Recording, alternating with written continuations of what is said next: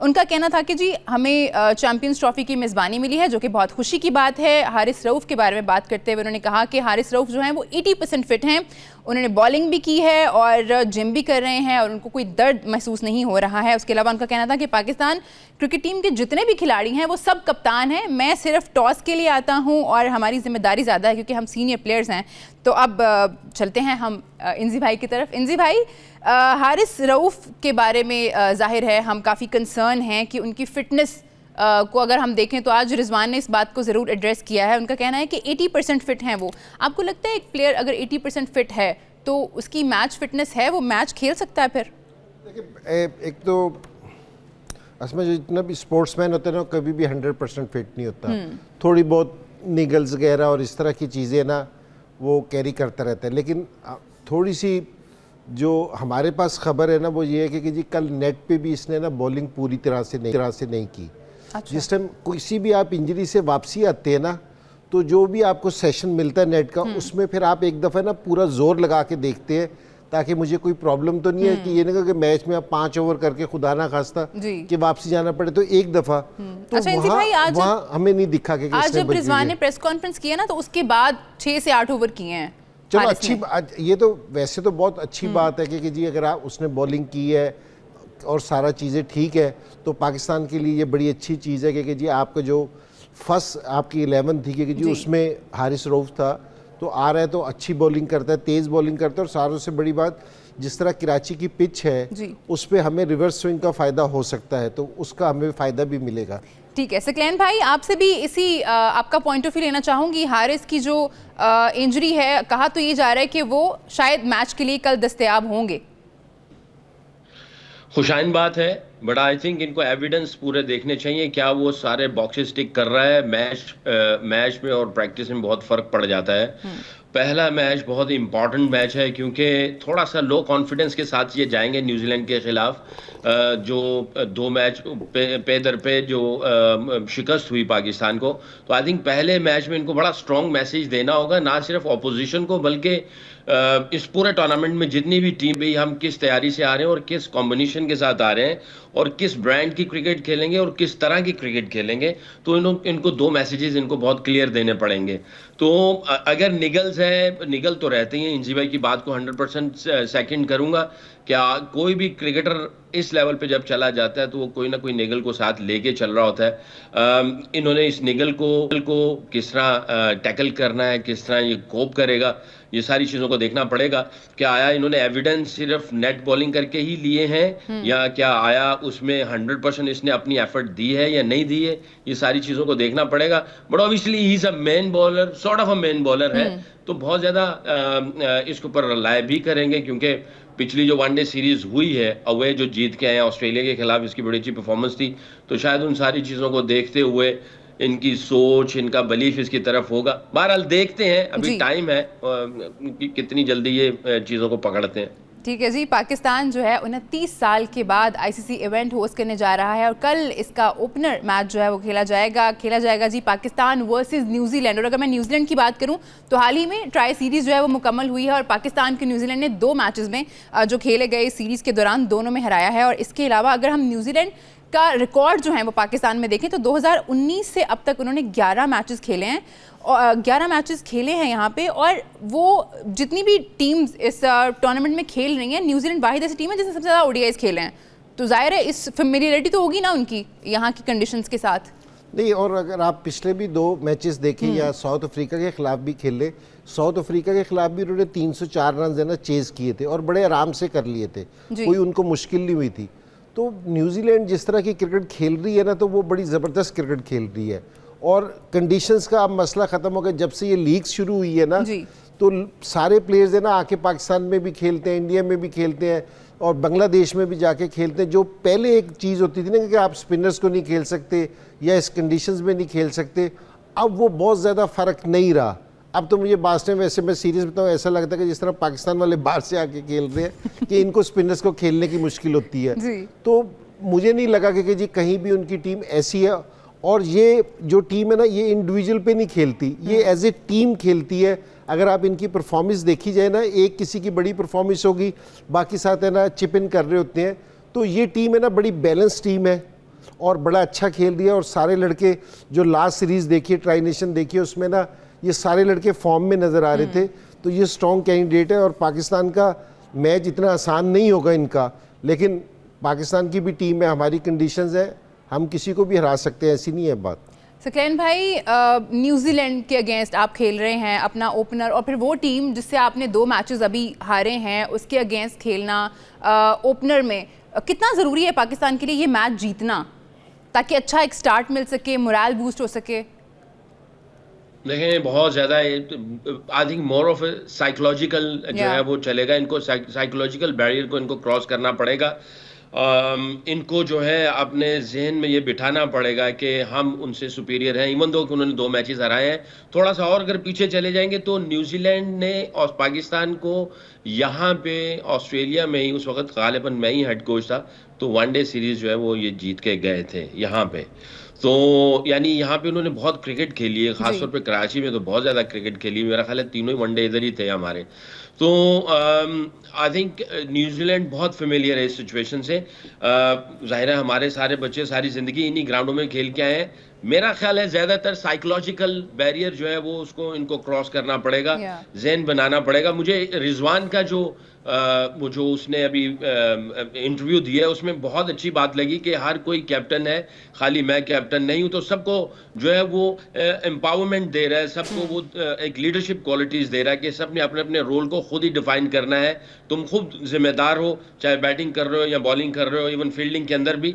तो आपने सारी चीज़ों की तरफ प्रोएक्टिव रहना है, अवेयरनेस जाहिर करनी है, और आपने जो है गेम के अंदर इन्वॉल्व रहना है, जैसे एक लीडर इन्वॉल्व रहता है। ये नहीं कि आप स्विच ऑफ हो जाएं। तो आई थिंक ये फिलॉसफी मुझे बहुत अच्छी लगी है। शायद इससे साइकोलॉजिकल जो है इनके बैरियर क्रॉस हो और वो न्यूजीलैंड को जो है वो टफ टाइम दें। और जाहिर है जैसे इंजी भाई ने कहा है, हमारी टीम ऐसी है कि ये किसी दिन भी किसी को भी जो है वो पिछाड़ सकती है, इसमें बड़ा पोटेंशियल है। तो इंशाल्लाह होप फॉर द बेस्ट, हमारी दुआएं इनके साथ हैं। और ये भी उनके लिए बड़ा मुश्किल होगा कि हम 11 कप्तानों के साथ खेल लेंगे। ये बात किसी और तरफ निकल जाएगी। तो हम वापस आते हैं जी। रिजवान ने एक और बात भी की, इंजी भाई, उन्होंने कहा है कि हम सीनियर प्लेयर्स जो हैं उन पर जिम्मेदारी ज़्यादा आती है। अब जब जिम्मेदारी की बात हो रही है तो बाबर आजम क्योंकि एक ऐसा नाम है जिनको लोग बहुतते हैं और उनकी सेंचुरी देखना चाह रहे हैं, बिकॉज 21 इनिंग्स हो गई हैं कि वो सेंचुरी स्कोर नहीं कर पाए हैं। ऑल्दो उन्होंने अच्छी परफॉर्मेंसेस भी दी होंगी, आई एम श्योर उन्होंने अच्छे रन्स भी किए होंगे, बट वो एक जो सेंचुरी वाली बात होती है, जब इतनी लंबा टाइम गुजर जाता है और आप सेंचुरी स्कोर नहीं कर पाते, तो उसका भी कुछ इफेक्ट होता है साइकोलॉजिकल आप पे? नहीं, बिल्कुल होता है। और ये रिजवान की बात बिल्कुल सही है कि सीनियर प्लेयर्स को, हमने सुबह भी बात की थी, जिस तरह ही बड़ा टूर्नामेंट आता है तो जो सीनियर प्लेयर होते हैं, जो बड़े प्लेयर होते हैं, तो उनकी परफॉर्मेंस देना बड़ा ज़रूरी होती है। वो लीड फ्रॉम द फ्रंट करते हैं कि अपने प्लेयर्स को, दूसरों को। और बाबर मेरे ख्याल में वर्ल्ड क्लास प्लेयर है, इसमें कोई शक वाली बात नहीं है। और देखिए, बड़े प्लेयर है ना, ऐसे मौक़ों के इंतज़ार में रहते हैं, उन पर प्रेशर आता है इस चीज़ का कि जिस टाइम वो आउट ऑफ फॉर्म होते हैं तो सारे लोग उनसे तवक्को कर रहे होते हैं। मैं बाबर को आउट ऑफ फॉर्म नहीं कहूँगा, अगर पिछली सीरीज़ भी देखें 32 भी किया उसने, 29 भी किया, ऐसा नहीं। और बॉल उसके बैट पे आ रहा था।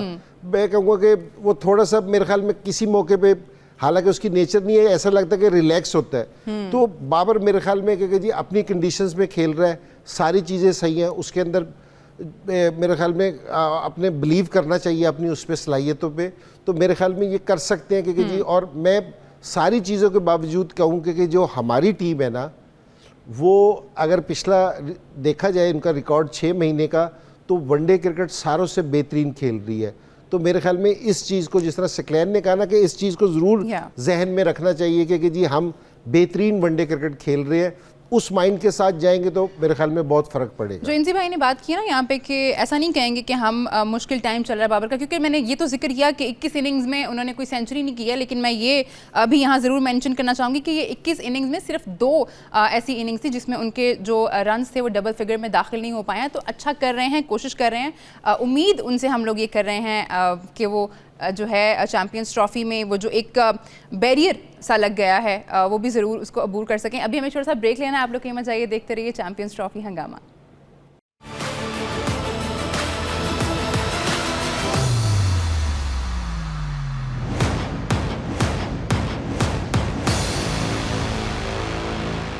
Welcome back. आप देख रहे हैं चैंपियंस ट्रॉफी हंगामा। अब हम बात कर लेते हैं पाकिस्तान के स्क्वाड पर, क्योंकि बहुत जगह बात हो रही है इस पे।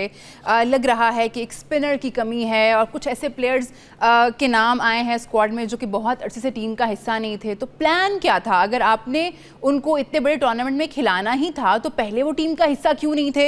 इस पर मैं ज़रूर सकी भाई से बात करना चाहूँगी। सकी भाई, कुछ ऐसे नाम हैं जिनके बारे में बहुत बात हो रही है। आप खुशदिल शाह के बारे में बात करें, फ़हीम अशरफ के बारे में बात करें, तो ये नाम ऐसे हैं जिनके बारे में लोग पूछ रहे हैं कि अब क्यों, मतलब जब आप इतने बड़े टूर्नामेंट में जा रहे हैं तो ऐसे प्लेयर्स आप साथ क्यों लेके जा रहे हैं जो कि बहुत अरसे से टीम के साथ नहीं थे? देखिए, आपके सवाल में अगर आप देखें ना कि अब क्यों, और जो पहले से खेलते आ रहे थे उनको मौका क्यों नहीं दिया जा रहा, ये आपकी जो सिलेक्शन कमेटी ये भी तो अभी आई है बेचारे। ये तो भी हेड कोच भी आपका इंटरम है, सिलेक्शन कमेटी भी अभी आपकी नई आई है। ये सवाल बिल्कुल ख़त्म हो जाते हैं जबकि 4 साल आप पहले सोचते कि चैंपियंस ट्रॉफी आ रही है। तो जनाब, ये हमारी सिलेक्शन कमेटी 4 सालों की है, ये हमारा हेड कोच स्पोर्ट्स स्टाफ 4 सालों का है, ये हमारा कैप्टन 4 सालों का है, और फिर आप जो मेन आपके प्लेयर होते हैं जिसको हम सेंट्रल कॉन्ट्रैक्ट के ग्रेड ए के होते हैं, जिनको कैटेगरी ए में रखा जाता है, वो और बी, आप उनको शफल अराउंड करते हुए आप अपनी टीम को आगे लेके चलते हैं 4 सालों में। और फिर आप 4 सालों के अंदर कभी आप डिफेंड करते हैं, कभी आप चेज करते हैं, मुख्तलिफ कंडीशंस में मुख्तलिफ कॉम्बो को तैयार करते करते आपके पास सारे एविडेंस आ जाते हैं, आप सारे बॉक्सेस टिक हो जाते हैं। जब आप करीब आते हैं तो आपको किसी चीज़ की कोई परवाह किए बगैर आप अपने 15 निकालते हैं और उसमें से 11 आपके पास सामने होते हैं, और फिर वो आप 11 को ले जाते हैं। बहुत सारे हालात आए, बहुत सारी सिचुएशंस आई, इसीलिए ये हमारे जो शोज चल रहे हैं, एक्स क्रिकेटर एक्सपर्ट बैठ के बातें कर रहे हैं, ये कहाँ से आगे वो कहाँ से आगे, तो ये चीज़ें, एक स्पिनर कम है, ये भी एक बात चल रही है। क्या ये 2 स्पिनर्स पूरा काम कर देंगे? खुशदिल शाह और सलमान आगा, हम बहुत बाहर से देख रहे हैं, ये जो अंदर के लोग हैं वो अंदर बहुत सारी चीज़ों को प्लस माइनस कर रहे होंगे, क्योंकि खाली बॉलिंग का ताल्लुक जो है, स्पिनर्स का ताल्लुक, एक स्पिनर है तो बैटिंग बॉलिंग इस सब कॉम्बिनेशन बैलेंस को फाइंड आउट करने के लिए बहुत सारी चॉप एंड चेंज करनी पड़ती है, प्रोज एंड कॉन्स को देखना पड़ता है। तो मेरा ख्याल है कि आप जो इन्होंने कर लिया सो कर लिया है, इनको अब बिलीफ रखना पड़ेगा, अब ये कुछ कर नहीं सकते हैं। और अगर फ़हीम अशरफ आ गया है, खुशदिल शाह आ गया है, तो मेरा ख्याल है कि बजाय अब इस तरह की बातें करने के कि यार अभी मैंने कुछ प्रोग्राम भी देखे, उसने कहा जी ये गलत हो गया वो गलत हो गया, बाद में ऐसी बातें होंगी, ऐसी बातें ये तो चलती रहनी है। अब इनके पास जो रिसोर्सेज हैं, जो प्लेयर्स हैं, इसमें से जो बेस्ट कॉम्बो बनता है उस कंडीशंस को देखते हुए इनको बेस्ट हॉर्सेस को कोशिश करना पड़ेगा।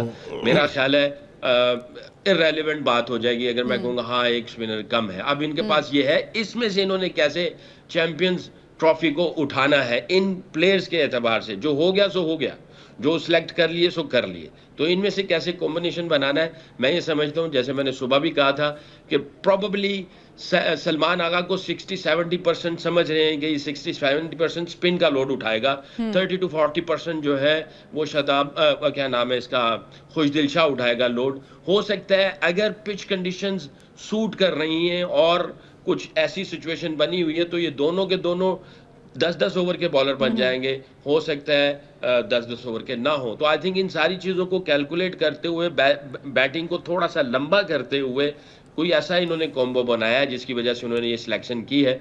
आई थिंक जो इनकी कैलकुलेशन है, I think we should back them, और I think we should back the players as well, rather than ये कम है वो कम है डाउट्स डालने की। मैं ये समझता हूँ ये डाउट्स डालने वाली बात है। इन्होंने जिम्मेदारी ली है, अगर जीते हैं will give credit to them, ये लड़के परफॉर्मेंस देते हैं we must appreciate to them, और ये आए हैं खेलने, सारी चीज़ें आपको पता चल जाएंगी 20-25 दिन के अंदर इंशाल्लाह। ठीक है जी। इंजी भाई, जैसे सकलैन भाई ने बात की है स्पिनर्स की, तो मैं यहाँ पे एक सवाल मेरे जहन में आया, जैसे कि अब हम चेंज तो कुछ नहीं कर सकते, बट हमने साजिद और नमान को देखा है कि उन्होंने हमारी कंडीशन से बहुत अच्छी बॉलिंग टेस्ट के फॉर्मेट में, तो हम उनको इस वाले फॉर्मेट में क्यों ट्राई नहीं कर सकते? नहीं, एक तो ज़रूर ट्राई कर सकते हैं। पहली बात तो ये कि जी सकलैन की कि अब हमारे बोलने से होना तो कुछ नहीं, बिल्कुल, क्योंकि जो टीम सेलेक्ट हो गई है वो तो हो गई है, हमें अब इसी को सपोर्ट करना चाहिए। तो दूसरी चीज़ ये है कि जिस टाइम आपकी टीम आप अनाउंस करते हो ना, और जिस तरह आप ये गहरा की कि जी आप लंबी बैटिंग अनाउंस करते हैं कि जी लंबी बैटिंग खिला रहे हैं, 8 नंबर तक बैटिंग खिला रहे हैं, तो इसका मतलब ये है कि आप बैटिंग से मैच जीतना चाह रहे हैं, ठीक है ना। जिस टाइम आप 5 रेगुलर बॉलर्स के साथ खेलते हैं ना, तो आप फिर प्लान कर रहे होते हैं कि जी हमने बॉलिंग से अटैक करना है, हमने बॉलिंग से जीतना है। ये आपका प्लान का हिस्सा होता है कि आपने किससे मैच जीतना है, ठीक है ना।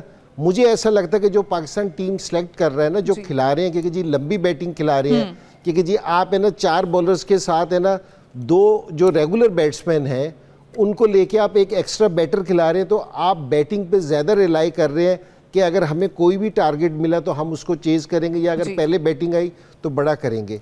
तो ये मेरे ख्याल में रिजवान की या टीम मैनेजमेंट की सोच है कि वो बैटिंग से मैच जीतना चाह रहे हैं कि जी बॉलिंग पे। अच्छा, यही वाली जो सी चीज़ एक दफ़ा ये देखने में भी आई यहाँ, जिस तरह ये लास्ट मैच था ना न्यूजीलैंड के साथ, मैं ये समझ रहा था कि अगर यहाँ एक रेगुलर स्पिनर और होता, क्योंकि देना विकेटें कराची की भी, लाहौर की भी, पूरे पाकिस्तान की ऐसी होंगी, जिस टाइम भी आप सेट हो जाओगे ना तो फिर आप है ना स्कोर कंट्रोल नहीं कर सकते। आपको ऐसे बॉलर खिलाने चाहिए कि जो आपको विकेट लेके देंगे, ताकि फिर आप दूसरे को डिफेंड कर सकते हैं। तो मेरी राय ऐसी है कि जी पाकिस्तान में खेलते हुए अगर आप साउथ अफ्रीका में खेल रहे हो ना, कि जहां हमारे बैट्समैनों को मुश्किल आती है, तो आप अपनी बैटिंग लंबी कर सकते हैं। लेकिन पाकिस्तान में जहां फ्रेंडली पिचेस है बैट्समैनों के लिए, वहां अगर आप 8 नंबर तक बैटिंग खिलाते हैं तो थोड़ी सी हैरानगी की बात है। जहां आप अपनी बॉलिंग लंबी खिलाते हैं कि जी किस पे। और अगर हमारे ये नुमान और जो साजिद का आपने सवाल किया कि अगर टेस्ट मैच में अच्छी बॉलिंग कर रहे हैं, उन्होंने टेस्ट मैच जितवा के दिए, जो पाकिस्तान नहीं जीत रहा था पाकिस्तान में, उन्होंने जितवा के दिए, तो मेरे ख्याल में अगर अपॉर्चुनिटी होती, या ये है कि जी अगर वो टीम के 14-15 में होते, कहीं आपको कप्तान को ज़रूरत महसूस होती या कोच को ज़रूरत महसूस होती, तो वो उनको मौका दे सकता था। तो मेरा अपना ये ख्याल है कि हो तो नहीं सकता अब, लेकिन अगर एक स्पिनर अगर कहीं कोई चांस बन जाए, तो मेरे ख्याल में एक स्पिनर्स को होना चाहिए हमारे पास। ठीक है जी, अभी हमें छोटा सा ब्रेक लेना है, ब्रेक के बाद वापस आएंगे। आप लोग कीमत जाइए, देखते रहिए चैंपियंस ड्रामा।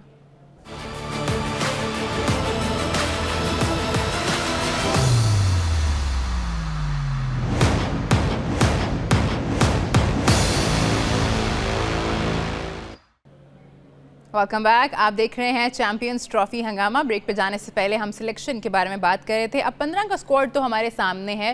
बैलेंस टीम इंजी भाई और सकी भाई की नज़र में कौन सी है, ये मैं जानना चाहूँगी। सकी भाई, हमें पता है फ़खर और बाबर तो ओपन करेंगे, अभी तक तो यही हो रहा है। What do you think, number 3 पे हमें किसके साथ जाना चाहिए? सऊद के साथ जाना चाहिए या हमें उस्मान खान के साथ जाना चाहिए? जी नहीं, सऊद एक तो पाकिस्तान टीम के साथ है ना ज़रा रेगुलर खेल रहा है कि जी, और उसकी टेस्ट मैचेस पे भी बड़ी अच्छी परफॉर्मेंस है। तो और थोड़े से ठीक है कि सऊद ने ना, सऊद शकील ने 2-3 मैचेस अच्छे नहीं खेले, लेकिन जो उसका कॉन्फिडेंस है ना, जो उसने टेस्ट मैचेस में पिछले पूरे 1 साल परफॉर्मेंस किया या जिस तरह की खेल रहा है, तो मेरे ख्याल में उसको थोड़ा सा और मौका देना चाहिए ताकि वो खेले। और लेफ़्ट हैंडर भी है, ज़रा बॉलर्स को मुश्किल भी होती है, राइट लेफ़्ट का कम्बिनेशन भी होगा। तो सऊद ऐसा प्लेयर है जो मैं समझता हूँ जो स्पिनर्स को भी बहुत अच्छा खेलता है, क्योंकि यहाँ जिस टाइम अगर वो खड़ा हो जाएगा ना, और वो अब टेस्ट मैचेस में उसने बहुत इम्प्रूवमेंट की है, क्योंकि जी उसका स्ट्राइक रेट टेस्ट मैचेस में भी बहुत अच्छा है। तो यहाँ जिस टाइम वो खेलेगा ना, सेटल हो जाएगा, एक दफ़ा स्कोर करेगा, उसको कॉन्फिडेंस मिलेगा। तो मेरा ये ख्याल है कि जी वो बड़ा यूज़फुल प्लेयर है और है ना पाकिस्तान को ये मैच जितवा सकता है। इसमें केपेबल है कि ये विनिंग हिट भी मार सकता है, क्योंकि जी पूरा मैच लेके चल सकता है, जो बड़ा ज़रूरी है। और ये अच्छे स्ट्राइक रेट के साथ खेलेगा। तो मेरे अपने राय ये है कि जी जो इन्होंने टीम जो बैटिंग ऑर्डर है, हो सकता है कि जी जो ओपनिंग पे मैं इतराज़ कर सकता हूँ, लेकिन मेरे ख्याल में सऊद शकील पे, और जिस समय उसकी बात आएगी तो मेरा वोट है ना सऊद शकील की तरफ होगा। ठीक है, सकी भाई मैं आपसे भी जानना चाहूँगी, आप किसके साथ जाना चाहेंगे, सऊद शकील के साथ या उस्मान खान के साथ? 100% एग्री करूंगा इंजी भाई की बात पे, और it does make sense a lot, क्योंकि वो ऐसा प्लेयर है कि गेम चलाए चलता है, रुकता नहीं है, स्पिनर्स पे बहुत अच्छा मनूवरिंग करता है, और जो है जो इसकी रिसेंट परफॉर्मेंस रही है ख़ास तौर पे सब कॉन्टिनेंट में, वनडे क्रिकेट जो है आप उसको कह सकते हैं कि वो टेस्ट क्रिकेट के साथ थोड़ा सा जो है ना वो सिमिलैरिटीज आ जाती हैं इन टर्म्स ऑफ कि किस तरीके से आपने गेम को लंबा लेके जाना है, उसमें थोड़ा सा टेम्पो, थोड़ा सा वो चीज़ें जो है ना मिलती जुलती हैं। तो साउथ शकील ने जो है ना बहुत अच्छी आउटस्टैंडिंग किस्म की परफॉर्मेंस दी। अभी आई थिंक उस्मान को मेरा ख्याल है उसका अभी डेब्यू नहीं हुआ, if I am not wrong, तो उसको पहले डेब्यू करवा देना चाहिए था ताकि वो भी कुछ बॉक्सेस टिक कर देता, कुछ एविडेंस आ जाते। बट आई थिंक 100% एग्री करूंगा इंजी भाई के साथ कि साउथ शकील को ही लेके जाना चाहिए और लेफ्ट राइट का कॉम्बो उनको ऊपर से ही मिलता चला जाएगा। खुदा ना खास्ता अगर कोई लेफ्टी आउट होता है तो फिर वो बीच में आ जाता है। But I think south Shakeel जो है वो उसका बल्ला जो है वो रुकता नहीं है, वो चलाता रहता है, कहीं ना कहीं से कुछ ना कुछ दुक्के चौके मनूवरिंग करता रहता है, बिजी प्लेयर है। तो आपको ऐसा प्लेयर चाहिए जो चलाता रहे गेम को। ठीक है इंजी भाई, आपने कहा आपको ओपनिंग पे एतराज़ है, मैं ज़रूर जानना चाहूंगी, मैं चाहूंगी आप एड्रेस करें, वरना मैं सोचती रहूंगी रात को कि क्या एतराज़ था जो मैंने पूछा नहीं। देखिए मुझे एतराज़ इस चीज़ पे था, एक तो जिस तरह बाबर है ना, सो अगर बाबर का रिकॉर्ड उठा के देखा जाए तो वो नंबर 3 पे ना उसकी परफॉर्मेंस है ना ओडीआईज में बहुत ज़बरदस्त है, बेहतरीन है। तो मैंने कहा अगर हमें ओपनिंग की भी प्रॉब्लम हो रही है और नंबर 3 की भी प्रॉब्लम हो रही है, तो जो हमारी सही चीज जा रही थी तो हमने उसको भी खराब कर लिया, छेड़ लिया हमने, वो भी छेड़ लिया। तो और ये ऐसा प्लेयर है बाबर आजम, ये स्पेशली ओडीआईज का 50 ओवर का, क्योंकि ये 100 करने वाला प्लेयर है जिससे हम तवक्को करते हैं ये 150 भी कर सकता है। तो जो इतना सेटल प्लेयर हो, मैं उसके हक में नहीं होता कि जी आप उसका बैटिंग, क्योंकि जी एक जगह की जगह ना आप अपने सारे से सेटल प्लेयर को ना छेड़ दें। तो मेरा ये ख्याल था कि और पाकिस्तान की अगर पिछले 3-4 साल से देखा जाए ना तो ओडीआईज में बैटिंग सारी इसके गिर्द रिवॉल्व हुई है, क्योंकि जी इसके साथ चली है। तो आपने उसका नंबर चेंज कर दिया, वही मेरा मतलब है आउट ऑफ फॉर्म हो गया। पहले उससे इतना लंबा स्कोर नहीं हो रहा था किसी भी फॉर्मेट में, ऊपर से आपने उसका नंबर चेंज किया अपने मेन प्लेयर का। तो मेरे ख्याल में ये बाबर आजम के लिए भी ना थोड़ा सा टफ है। और दूसरी चीज़ मैं बताऊँ, लोग खुश हैं कि बाबर आजम वो फ़खर ज़मान दोबारा से ओपनिंग कर रहे हैं, लेकिन आपने जिस तरह अभी सिक्लैन बात कर रहा था ना कि आप थोड़े अरसे पहले से प्लानिंग करते हैं कि जी आपने किधर किधर जाना है, तो आपने फ़खर को सिर्फ ये इस लास्ट सीरीज़ में डाल के उसको 3 मैचेस में ओपनिंग कराई है, वरना पिछले 3 साल से वो 4-5 नंबर पे खेल रहा था। तो वहाँ से उसके लिए भी ओपनिंग करना आया, तो वो भी इतना आसान नहीं है कि जिस टाइम प्रेशर, हालांकि वो बहुत सीनियर प्लेयर है, बड़ा टैलेंटेड प्लेयर है। 2 ही प्लेयर हैं अभी इंजी भाई जो चैंपियंस ट्रॉफी जो हमने जीती 2017 में, उसके फाइनल में थे बाबर और फ़खर, और अभी भी इस टीम का हिस्सा है। दोनों का हमने ना काफ़ी करीब आके ना, हालांकि हम वनडे में अच्छे परफॉर्मेंस कर रहे थे, करीब आके हमने अपना सारा बैटिंग ऑर्डर शफल कर दिया। ये थोड़ी सी हमें प्रॉब्लम हुई है, हमें साइम अयूब की वजह से प्रॉब्लम हुई है। लेकिन मेरे ख्याल में एक साइम अयूब की जगह एक आप दूसरा ओपनर ले आते इंजी भाई, तो वो ज्यादा होता। में से क्या लगता है आपको कौन ओपन कर सकता है फ़खर के साथ, अगर बाबर नहीं तो?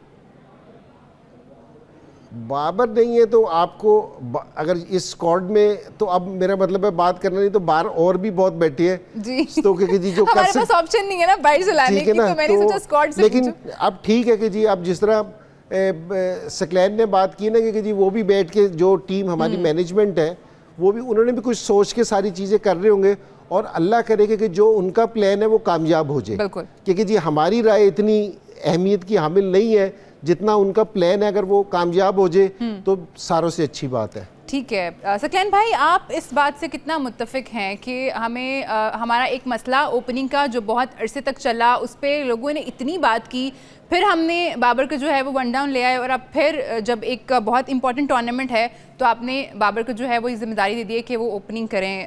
कितना फ़र्क पड़ता है इससे, एक प्लेयर पे कितना प्रेशर आता है और परफॉर्मेंस पे कितना फ़र्क पड़ता है? देखिए, मैं ये समझता हूँ ये बाबर की ग्रेटनेस है पाकिस्तान के लिए। उसने कहा जी मुझे जिस भी नंबर पे देंगे मौका मैं पाकिस्तान को सर्व करूंगा, ये उसकी ग्रेटनेस है। नंबर 2, रिजवान को I give lot of credit कि ये एक ब्रेव डिसीजंस ले रहा है कि भी वो बाबर को ऊपर ही ले आया है। हालांकि उसका जो नंबर था नंबर 3 जिसपे स्टैट्स ने भी बता दिया, इंजी भाई ने भी मेंशन किया कि नंबर 3 पे उसकी आउटस्टैंडिंग किस्म की परफॉर्मेंस थी। जब मैं हेड कोच था तब भी ये नंबर 3 पे खेला और बैक टू बैक इसने सेंचुरी की ऑस्ट्रेलिया के खिलाफ और हम लोग वनडे सीरीज जीते थे। तो अपना उसने वो नंबर छोड़ा जिसके ऊपर उसने राज किया, जिसकी वजह से वो दुनिया में नंबर 1 रहा बैटिंग में ओडीआई की परफॉर्मेंस पे। उसने कहा ठीक है पाकिस्तान को ज़रूरत है तो मैं इस पे आऊँगा, उसने उस पे जो है वो उसमें लब्बैक कहा। I think I give credit to Babar a lot. फिर रिजवान ने जो भी सिलेक्शन कमेटी है या हेड कोच है या उनका जो थिंक टैंक है, उन्होंने जैसे तैसे जोड़ तोड़ करके जो डिसीजंस लिया है उस पर रिजवान एग्री कर रहा है, तो I give credit to him as well कि वो अपना करेज दिखा रहा है कि भाई ठीक है हम ऐसे चलेंगे, हमारे पास यही बेस्ट 15 है, जो बाहर रह गए सो रह गए, किस वजह से रहे, क्यों रहे, वल्लाहु आलम। ये 15 आए और उसने जो है ना उसको वो ये कहा। बाकी तो मैं इंजी भाई की बात को फिर सेकंड करूंगा। मैं बीइंग ए हेड कोच अगर किसी टीम में अपनी टीम में चेंज लाता था तो मैं चाहता था कि अगर चेंज आ रही है, एक्सीडेंटली चेंज आ रही है, तो उसकी रिप्लेस पे वही बंदा लगाया जाए जो वहां से निकला है। जैसे ओपनर निकला तो ओपनर ही फिट इन किया जाए ताकि किसी और को डिस्टर्ब ना किया जाए। होता ये है जब आप किसी एक को चेंज करते हैं, अंदर से कुछ चेंज होता है ना, तो उसके बाद हर किसी का नंबर चेंज हो जाता है। वो एक चेंज नहीं होती, वो 3-4 चेंजेस हो जाती हैं। नॉन स्ट्राइकर एंड और स्ट्राइकर एंड, उनमें बाजू का सिर्फ एक गेंद का फर्क होता है। जब ओपनर जाते हैं नॉन स्ट्राइकर एंड पे जो खड़ा होता है और जो स्ट्राइकर एंड पे खड़ा होता है, हो सकता है पहली गेंद पे सिंगल मिल जाए और वो आके आ जाता है। इन दोनों की प्रेपरेशन, माइंडसेट और इन दोनों का प्रेशर डिफरेंट होता है जी।